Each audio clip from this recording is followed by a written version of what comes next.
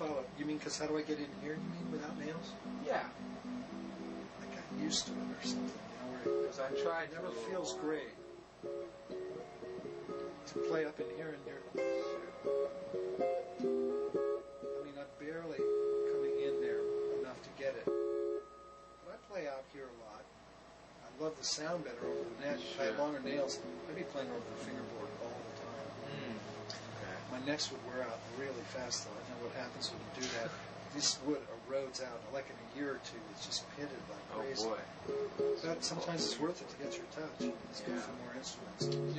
You studied with Pass. You said that. I took one lesson with Joe, Did you notice if he had nails on his right hand? Whether he was somebody?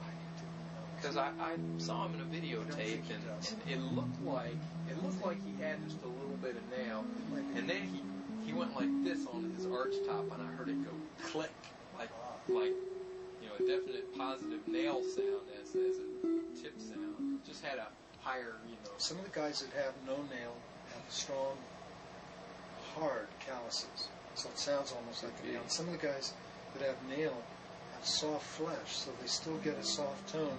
There's a lot of softness right before the tiny, edgy click that'll come at the end. And sometimes it's integrated well because of just how they hold their hand and stuff. Sure. So it depends on the guy. John Pisano sounds real big on every guitar he plays to me. He gets a big tone. He's got nails too. He looked like he had quite a even without nails. Anyway. Yeah, even without nails, John just has a way of gripping the strings. Sometimes I think I've seen him play with barely any nail. It's just his hands are massive. They're bigger than Talfarlo's. They are. You know, it's funny I didn't notice that because I was he always laughs right about next that. to him. He says nobody can tell until they measure. I wonder You why. look at it, it's like his first finger's like that long. I mean, his fingers are like basketball players. Wow. They're just in proportion somehow well to the shape of his palm or something, so you don't It's a bit of an where some guys have a short palm and lots of finger, and then anyway, onward.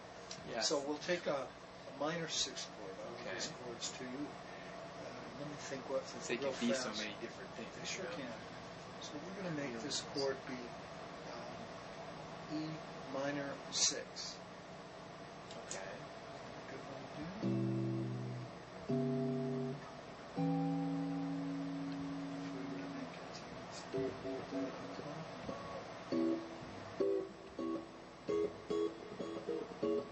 Pardon me for acting. Just call it the 5.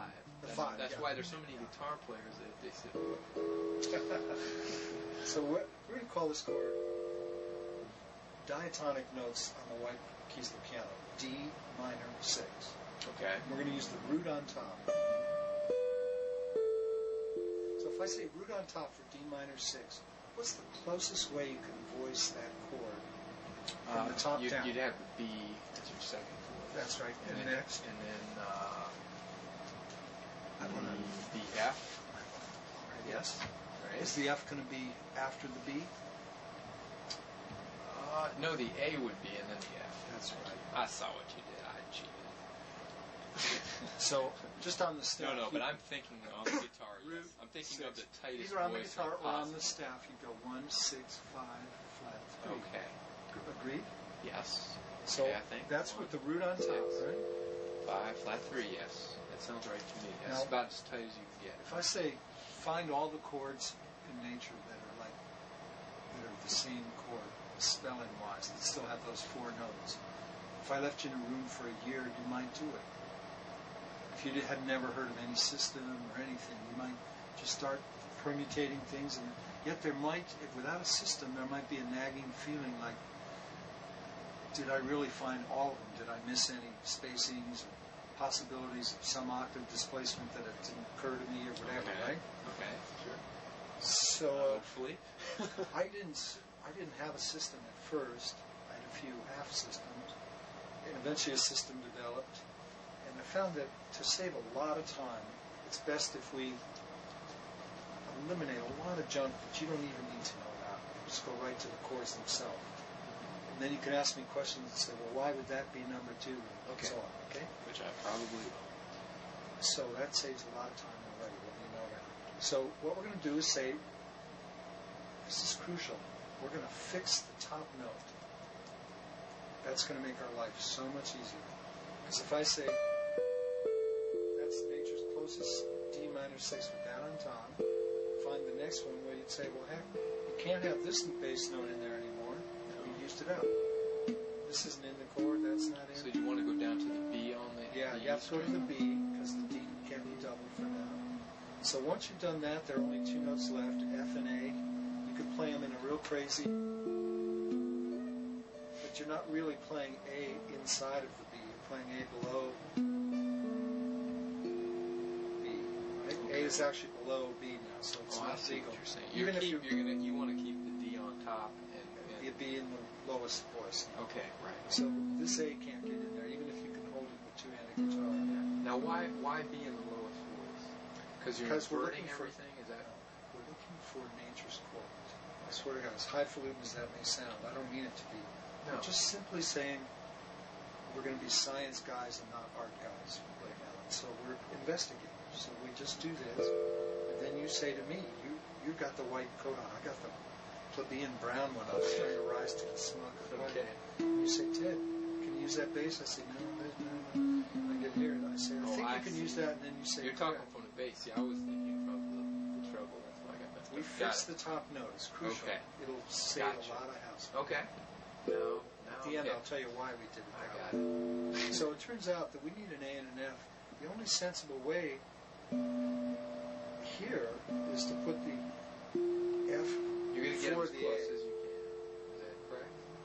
Go with what the guitar offers Okay. in a sensible way, whatever the hell that means. Sure. So if we were to try to play this F there and the A here, it would still work. This is the same chord. But A, we don't want to do that if we don't have to, except for the interesting tone. If we're going to make that kind of tone, we might as well get some real wild chords and stuff. Yet the voicing is the same, but we've achieved no new voicing by going as opposed to. So we might as well play them the easy way, right? So this chord is size number 2, which belongs to a whole group of chords, which we call voicing group 2, or for short VG2, or for short V2. Shall I say any of those words again? Voicing group. Voicing group? Because there's a group of voicings that fit.